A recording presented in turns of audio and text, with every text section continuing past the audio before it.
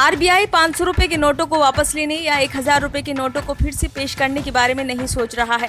RBI governor ने जनता से ऐसी अटकलें न लगाने का अनुरोध किया है।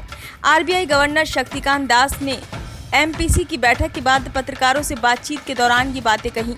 आरबीआई गवर्नर शक्तिकांत दास ने कहा कि 2000 नोटों को चलन से बाहर करने के फैसले के बाद लगभग 50% 2000 के नोट बैंकों में वापस आ गए हैं। कुल 3.62 लाख करोड़ के 2000 के नोट 31 मार्च 2023 तक चलन में थे।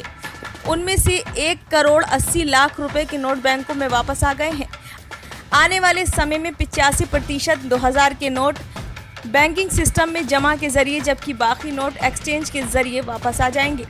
भारतीय रिजर्व बैंक यानी कि आरबीआई ने 19 मई को अपने मुद्रा प्रबंधन के हिस्से के रूप में 2000 रुपए मूल्य वर्ग के बैंक नोटों को वापस लेने की घोषणा की और 23 मई से ऐसे नोटों यानी कि एक बार में 20,000 रुपए तक को बदलने की अनुमति दी।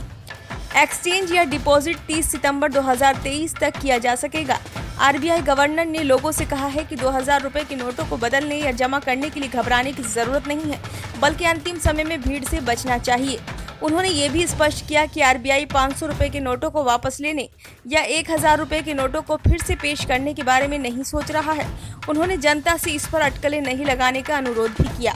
पिछले महीने आरबीआई गवर्नर ने कहा था कि 2000 रुपए के ज्यादातर नोट 30 सितंबर की समय सीमा तक बैंकिंग प्रणाली में वापस आ जाने की उम्मीद है।